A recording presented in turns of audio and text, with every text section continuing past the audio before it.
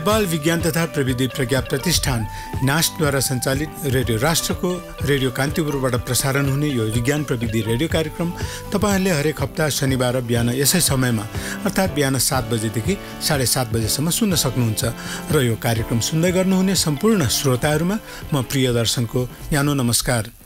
श्रोताहरु, हरेक हप्ताको शनिबार चाहिँ आज पनि हामी तीनवटा स्तम्भहरूको साथमा उपस्थित भइसकेका छौं, जस अनुसार क्रमैसँग वैज्ञानिक परिचय, विज्ञान र वैज्ञानिकका कुरा र अन्त्यमा तपाईहरुले नै पठाउनुभएका प्रश्नहरूको उत्तर दिने स्तम्भ हुनेछ। तपाईहरुका प्रश्न र हाम्रो उत्तर र कार्यक्रम पनि सुरु गरौँ हाम्रो पहिलो स्तम्भ वैज्ञानिक परिचयबाट। श्रोताहरु, आज वैज्ञानिक परिचयमा हामीले दुईजना वैज्ञानिकहरूका परिचय ल्याएका छौं। पहिलोमा हुनेछ वैज्ञानिक युक्लिड र त्यसपछि वैज्ञानिक अर्नेस्ट रदरफोर्ड र यी वैज्ञानिकहरूका परिचयलाई प्रस्तुत गर्दै हुनुहुन्छ हाम्रा सहकर्मी लिपिका कर्मचार्य।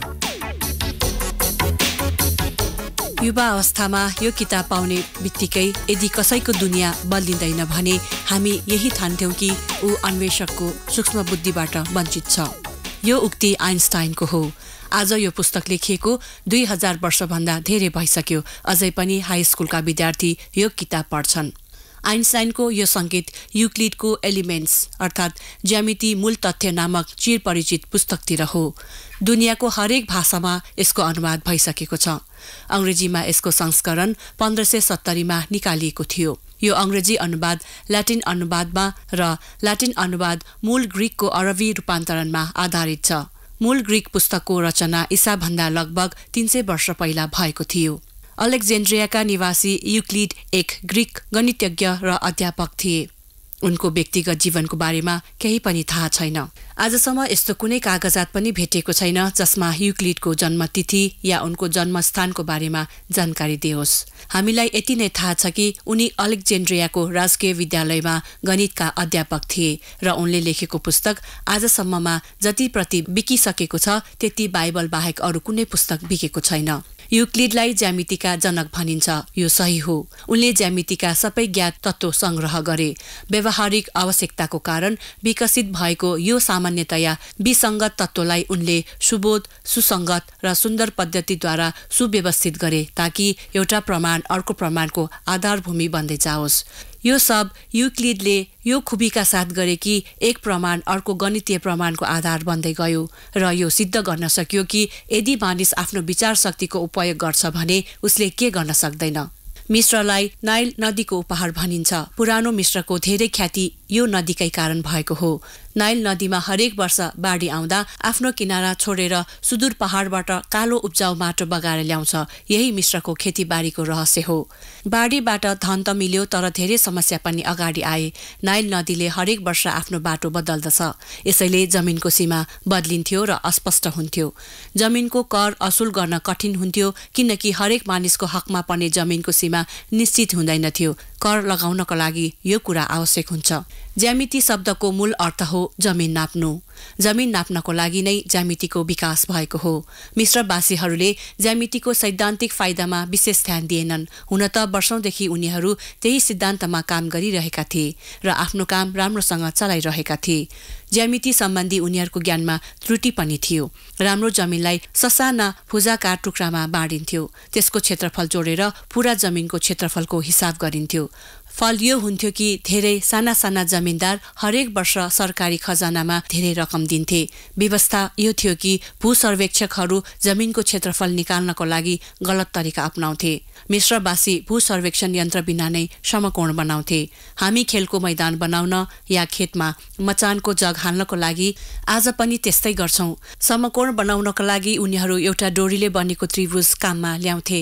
यसको भुजाहरू क्रमशः 3, 4 र 5 को अनुपात अर्थात् 3:4:5 को रेशियोमा हुन्थ्यो। जब यो डोरीलाई किनारको गाँठोको सहारामा तानिन्थ्यो तब 3 र 4 को अनुपात अर्थात् 3:4 को रेशियोको लम्बाइको बीचमा बनेको कोण समकोण बन्थ्यो। यसैले मिश्रका भूसर्वेक्षकलाई डोरी तान्ने भनिन्छ।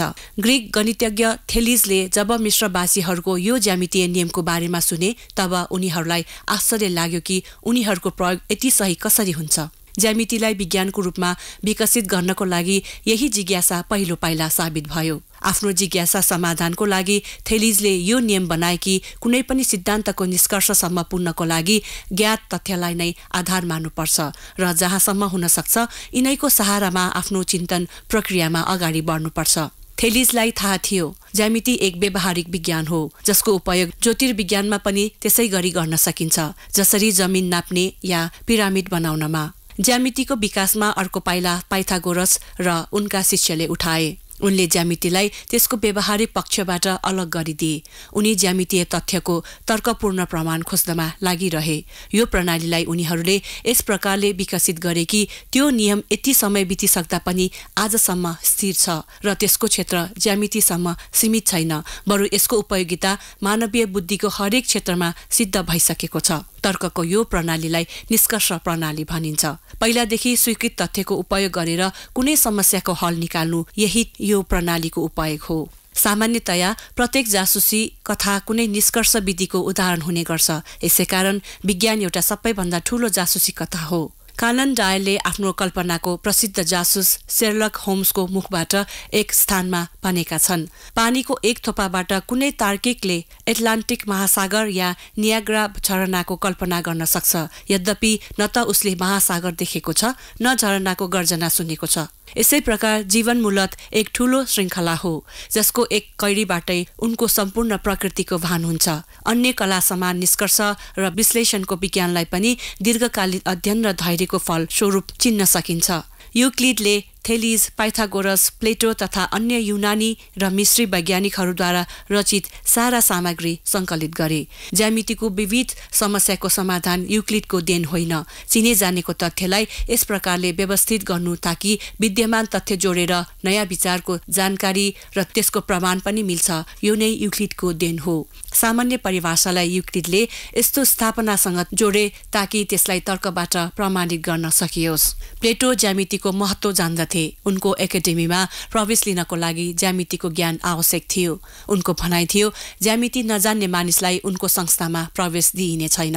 ज्यामितिको महत्त्व अब्राहम लिङ्कनले पनि स्वीकार गरे। 40 वर्षको उमेरमा उनले युक्लिडको ग्रन्थको अध्ययन गरे। यो अध्ययनको गणितको जानकारीको लागि थिएन, बरु तर्कमा दक्षता प्राप्त गर्नको लागि हुन्थ्यो। यान्त्रिकी, ध्वनि विज्ञान, प्रकाश विज्ञान, परमाणु विज्ञान र चिकित्सा विज्ञान आदि विज्ञान र उद्योगको समस्त शाखाको अध्ययन युक्लिडको निष्कर्षमा आधारित छ। विज्ञानको नयाँ अन्वेषण पनि यसै तर्क प्रणालीमा आश्रित रहनेछ। प्रत्येक पदार्थ अत्यन्त सूक्ष्म कणहरूको जोडबाट बनेको हुन्छ, जसलाई परमाणु भनिन्छ। 19औं शताब्दीमा परमाणुको आन्तरिक रचना वैज्ञानिकहरूका लागि एक जटिल रहस्य थियो र यो रहस्य सुल्झाउनमा अर्नेस्ट रुदरफोर्डले महान योगदान दिए। उनी पहिलो वैज्ञानिक थिए जसले प्रयोग र अनुसन्धानको आधारमा यो सिद्ध गरेर देखाए कि प्रत्येक परमाणुभित्र एक अत्यन्त सूक्ष्म भाग हुने गर्दछ जसलाई न्युक्लियस भनिन्छ। उनले यो पनि सिद्ध गरेर देखाए कि न्युक्लियसमा पोजिटिभ चार्ज हुने गर्दछ। सन् 1909 देखि 1914 का बीचमा उनले न्युक्लियसको एक मोडेल पनि प्रस्तुत गरेका थिए। लर्ड रुदरफोर्डको जन्म सन् 1871 मा अगस्त 30 तारिकका दिन न्युजिल्यान्डको स्प्रिङ ग्रोभ भन्ने ठाउँमा भएको थियो। उनी आफ्ना बाबुआमाका चौथो सन्तान थिए। बाल्यकालदेखि नै यिनी अत्यन्तै प्रतिभाशाली र होनहार थिए। गणित, भौतिकी र रसायनशास्त्रमा यिनको गहिरो रुचि थियो। उनी दिनरात पढाइमा नै मग्न रहन्थे। 17 वर्षको उमेरमा रुदरफोर्डलाई विश्वविद्यालयमा जुनियर छात्रवृत्ति मिल्यो र उनी क्राइस्ट चर्च नामक एक ठूलो शहरमा गए। 4 वर्षमा उनले त्यहाँबाट BA पास गरे। 19औं शताब्दीको अन्तिम दशक सुरु भइसकेको थियो। मानवको इतिहासमा यसलाई महान आविष्कारको दशकको रूपमा पनि बुझिन्छ। यसै समय जर्मनीका हेनरिक हर्ज विद्युत चुम्बकीय तरङ्गमाथि काम गरिरहेका थिए। रुदरफोर्डको ध्यान पनि यी तरङ्गहरूमा गयो र उनले आफ्नो विश्वविद्यालयको भूमिगत तलामा विद्युत चुम्बकीय तरङ्ग उत्पन्न गर्ने यन्त्र बनाए।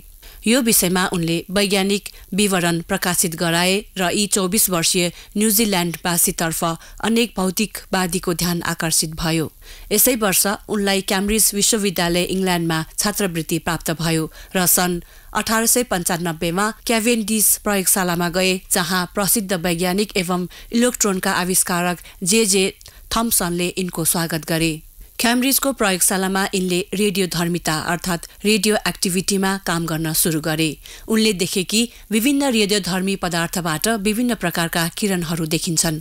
उनले यी किरणहरूको नाम अल्फा तथा बीटा किरण राखे, जसलाई आज पनि त्यही नामले चिनिन्छ। एक्स किरणको सहायताले उनले परमाणुभित्र विद्यमान न्युक्लियस पत्ता लगाए र सिद्ध गरेर देखाए कि परमाणुको समस्त भाग न्युक्लियसमा नै विद्यमान हुन्छ। सन् 1907 मा रुदरफोर्ड म्यानचेस्टर विश्वविद्यालयमा गए। सन् 1908 मा उनलाई उनको रेडियोधर्मिता सम्बन्धी कार्यक्रमको लागि रसायनशास्त्रतर्फको नोबेल पुरस्कार प्रदान गरियो। आफ्ना प्रयोगहरूको आधारमा उनले यो सिद्ध गरेर देखाए कि अल्फा किरणमा एक प्रकारको कण हुन्छ जुन हिलियम न्युक्लियस समान हुन्छ। सुनको एक पाताको पत्तीमा अल्फा किरणको वर्षा गरेर सन् 1911 मा जब यिनले परमाणुमा न्युक्लियसको अस्तित्व सम्बन्धी क्रान्तिकारी विचार प्रस्तुत गरे, तब सारा दुनियाँमा तहल्का मचियो। यद्यपि आजभोलि परमाणुमा न्युक्लियस हुन्छ भनेर प्रायले बुझेका हुन्छन्, जबकि 1911 मा यो एकदमै नयाँ विचार थियो। सन् 1912 मा निल्स बोर नामक विश्वविख्यात वैज्ञानिक पनि रुदरफोर्डसँग काम गर्न आए र दुवै मिलेर परमाणु सम्बन्धी खोजमा नयाँ आयाम खोजे। सन् 1920 मा रुदरफोर्डले हाइड्रोजनको न्युक्लियसको नाम प्रोटोन राखे। यिनको रेखदेखमा क्याभेन्डिस प्रयोगशालाले खूब उन्नति गर्यो। रुदरफोर्ड अत्यन्त लगनशीलताका साथ काम गर्ने वैज्ञानिक थिए। 104 परमाणु संख्या भएको एक तत्त्वको नाम यिनकै आदर स्वरूप रुदरफोर्डियम प्रस्तावित गरियो। केही दिनको बिरामीपछि 19 अक्टोबर 1937 मा यी महान वैज्ञानिकको निधन भयो। यी वैज्ञानिकहरूका परिचयपछि अब दोस्रो स्तम्भ विज्ञान र वैज्ञानिकका कुराको पालो। आज विज्ञान र वैज्ञानिकका कुरामा हामीले क्यान्सर सम्बन्धी एउटा जानकारी प्रस्तुत गर्न गइरहेका छौँ, जसलाई तयार गरेर प्रस्तुत गर्दै हुनुहुन्छ लिपिका कर्मचार्य। मानव जीवनका विभिन्न पक्षहरूमध्ये स्वास्थ्य एक महत्त्वपूर्ण पक्ष हो। स्वस्थ मानिस बिना स्वस्थ समाजको परिकल्पना पनि गर्न सकिन्न। जसरी अन्य रोगहरूले मानव शरीरमा विभिन्न विकृतिलाई मृत्यु समेत गराउने हुन्छ, त्यसै गरी क्यान्सरले पनि पहिचानका साथै उपचार गर्न ढिलो भएको खण्डमा ज्यान नै लिने गर्दछ। मानव शरीर ससाना कोषहरू अर्थात् सेल्स मिलेर बनेको हुन्छ। शरीरको कुनै पनि अङ्गमा कोशिकाको संरचनामा अज्ञात तरिकाले परिवर्तन हुनु, अव्यवस्थित एवं अनियन्त्रित तरिकाले वृद्धि हुनु, गाँठा आउनु आदिलाई क्यान्सर भएको हो कि भन्ने गरिन्छ। मानिसको जुन भागमा क्यान्सर हुन्छ सोही अनुरूपले लक्षणहरू देखा पर्ने हुन्छ। क्यान्सरलाई अरू रोगभन्दा शारीरिक, मानसिक, आर्थिक र मनोवैज्ञानिक रूपमा अति पीडादायक मानिन्छ।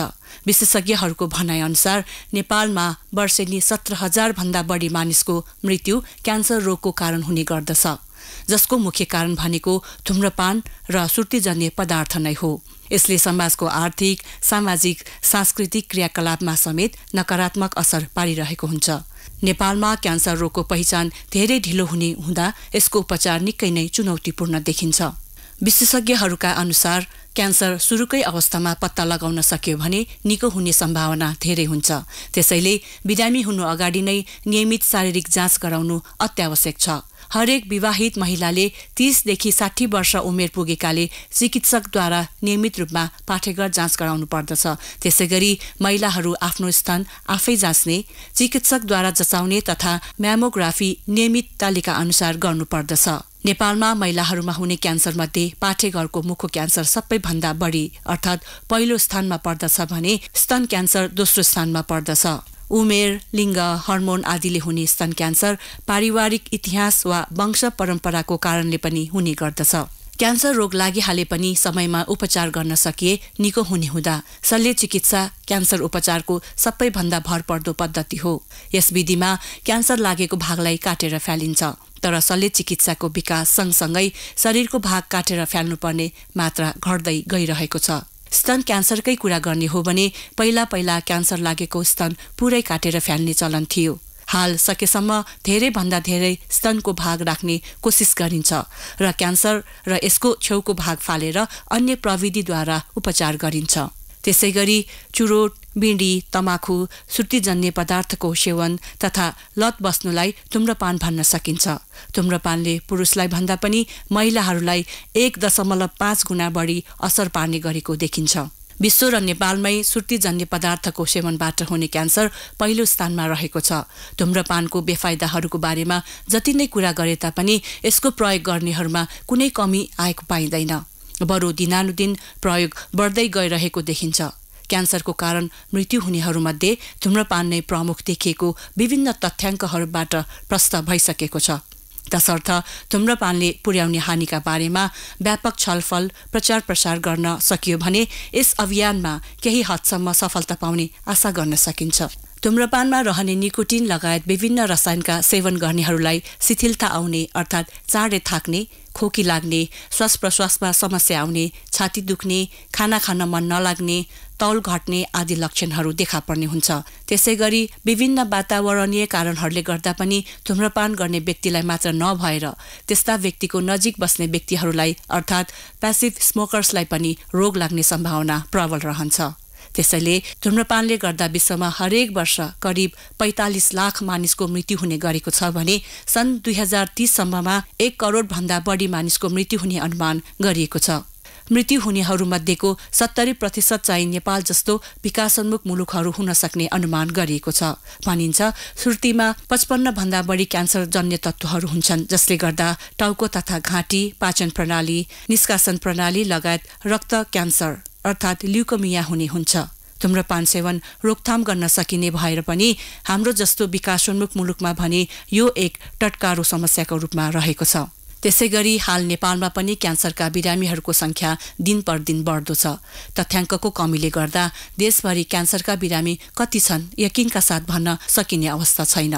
तर अस्पतालमा आउने क्यान्सरका बिरामीहरूको संख्या दिनानुदिन बढ्दो छ। दिन प्रतिदिन बढ्दै गइरहेको अपराध, सामाजिक अर्थव्यवस्थामा आएको ह्रास, युद्ध, संक्रामक रोगहरू, सरसफाई, बसाइसराई, शिक्षाको समस्याहरू नसुल्झाइ नहुने प्रमुख कारण भएकाले पनि निम्न तथा मध्य आय आर्जन देशहरू अर्थात् low end middle income कन्ट्रिजमा cancer नियन्त्रण गर्नुपर्ने समस्यालाई तल्लो प्राथमिकतामा राख्ने गरेको पाइएको छ।